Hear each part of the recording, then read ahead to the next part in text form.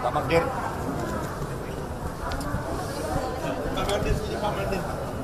Ya. Ya. Baik, teman-teman, rekan-rekan pers.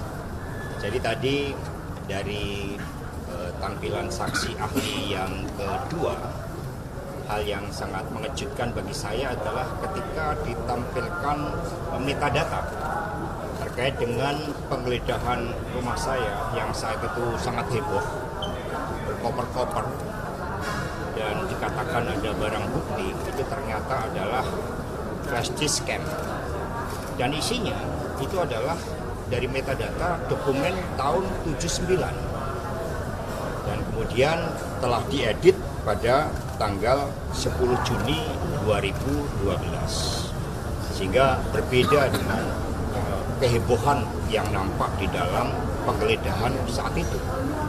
Kemudian yang kedua juga dari data rekaman percakapan antara saudara Harun Masiku dan Nur Hasan, di mana dari rekaman itu menjadi salah satu dakwaan terhadap obstruction of justice.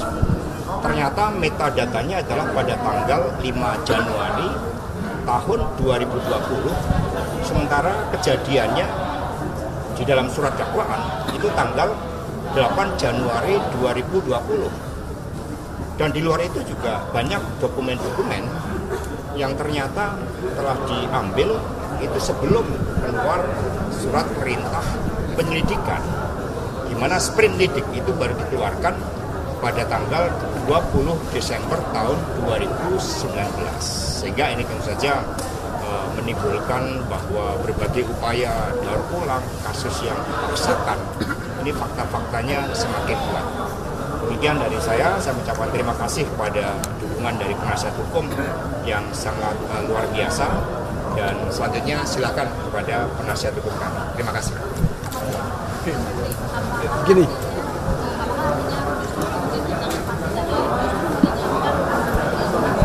ya jadi begini, kalau kita mulai, saya mulai dari pagi ya.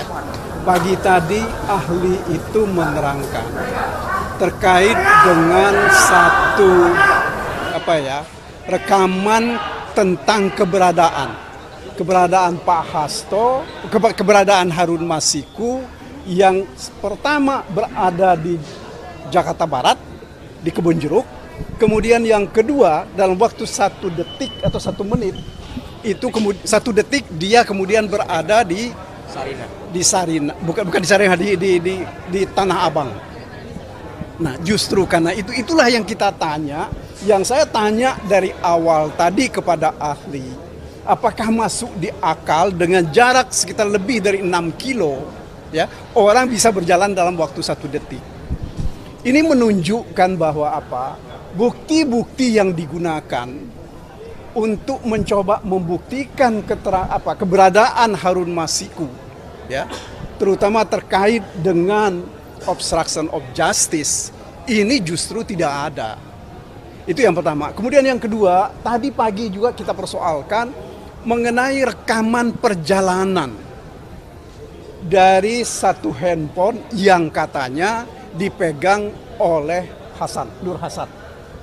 Dari pukul 14 atau kemudian sampai 16, kemudian sampai pukul 19 itu berada di Kebayoran dengan jalan yang berliku-liku.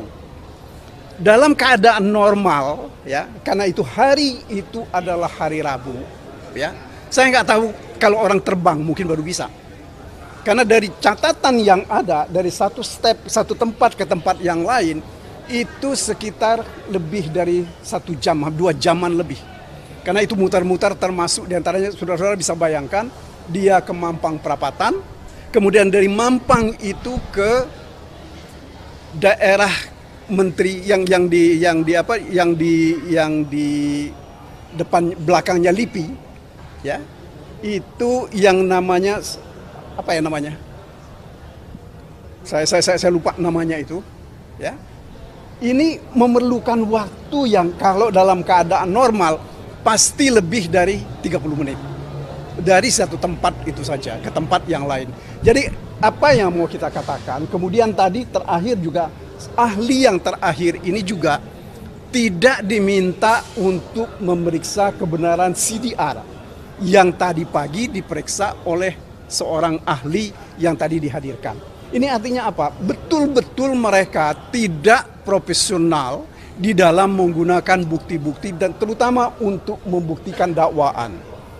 Apalagi ini kan kami tanya misalnya, apa bukti yang bisa menunjukkan menjadi bukti? Ada suap, ya, kemudian ada perintangan penyidikan. Sebab kenapa kami bersikukuh tentang itu? Karena beberapa waktu yang lalu saksi dari KPK pun mengatakan bahwa mereka tidak ketemu Pak Hasto di PT IKA. Ya, kalau saya hitung dari Menteng sampai ke Wijaya 1 itu sekitar 10 kilo atau lebih. Jadi tidak mungkin orang dalam waktu 10 kilo itu bisa dalam waktu kurang dari setengah jam. Ya. Ini saya kira hal-hal yang menurut hemat kami ini menjadi bukti bahwa betul-betul rekayasa terhadap perkara ini memang dilakukan secara terstruktur. Ya. Jadi apa yang mau kami katakan adalah bahwa apapun nampaknya sekarang dilakukan untuk menghukum Pak Hasto. Satu lagi yang lebih penting, yang tidak kalah pentingnya, dari 46 penyitaan itu tadi sekitar lebih dari hampir 40 ya, 3 atau 35-an penyitaan itu dilakukan oleh Rosa. Ya. Saya nggak tahu penyidik yang lain kemana. Apakah memang betul ini dilakukan untuk kepentingan pemeriksaan perkara, ya, atau ada untuk kepentingan lain? Mengapa tidak dilibatkan penyidik yang lain? Kita nggak tahu. Jadi kita sih berharap betul bahwa ya agar supaya kita berhati-hati di dalam melihat perkara ini.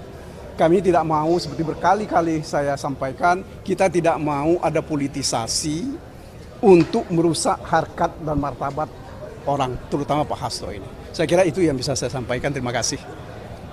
Tambahan sedikit mungkin ya. Jadi biar lengkap saya mulai dari pagi. Ada persoalan serius tentang keakuratan penggunaan data dan bukti. Padahal dalam proses pidana harusnya bukan sekedar akurat yang dibutuhkan, tetapi meyakinkan. Bukti itu harus lebih terang dari cahaya. Harusnya seperti itu kalau dalam proses pidana. Nah, dari tadi pagi kita melihat justru tingkat akurasinya itu yang sangat rendah. Kenapa saya bilang tingkat akurasinya rendah?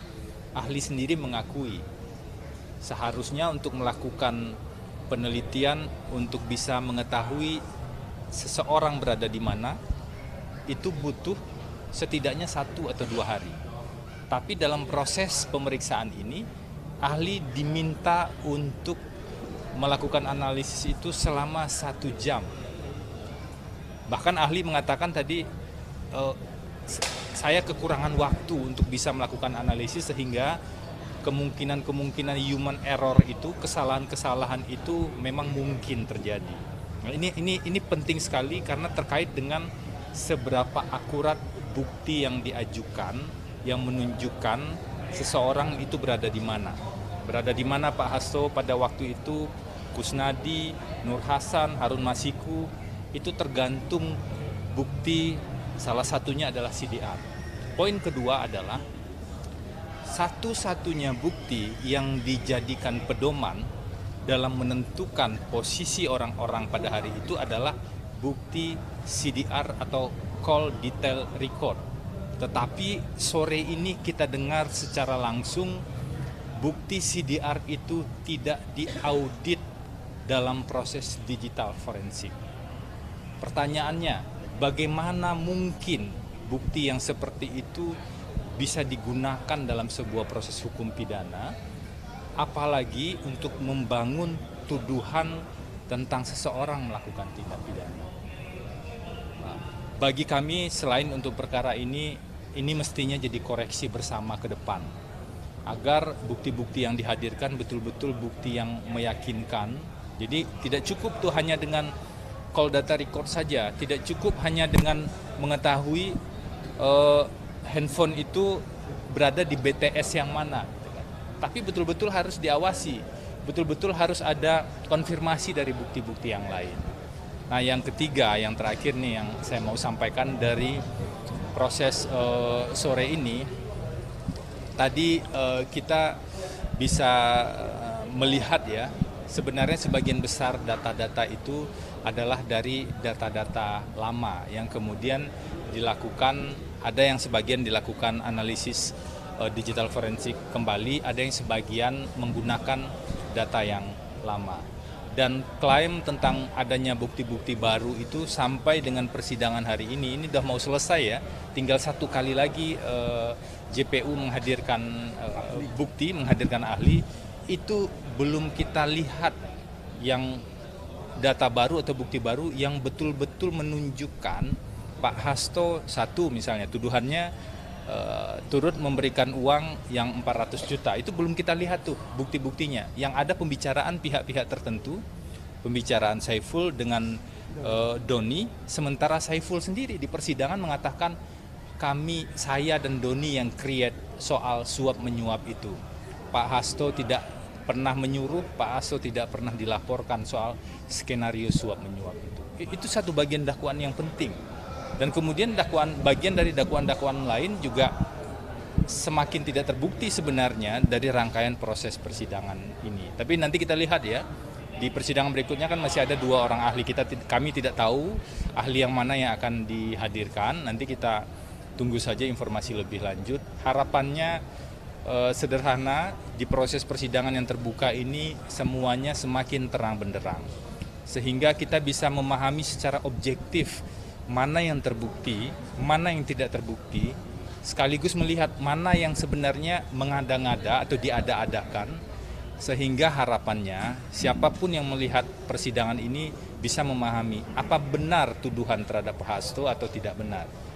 Harapan lebih jauh tentu saja nanti ke depan Majelis Hakim betul-betul memutus sesuai dengan fakta di persidangan, memutus dengan adil.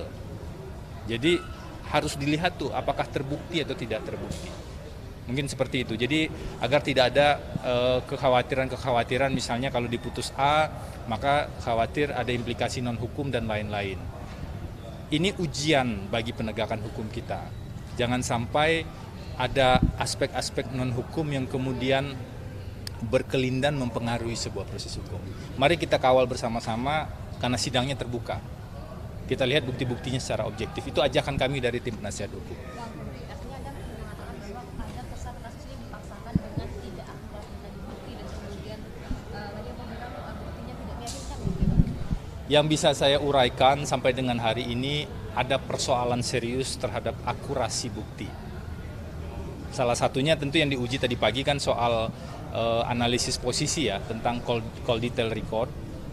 Dan yang kedua tadi terkonfirmasi di ahli yang kedua, ahli sore ini bahwa data tunggal CDR tadi itu ternyata juga tidak melewati proses audit. Jadi secara prosedur juga ada pertanyaan serius tentang hal itu. Dan banyak catatan lain kan sebenarnya yang sudah kami sampaikan dari rangkaian persidangan demi persidangan. Mungkin itu dulu ya. Terima kasih. Terima kasih Bang ya.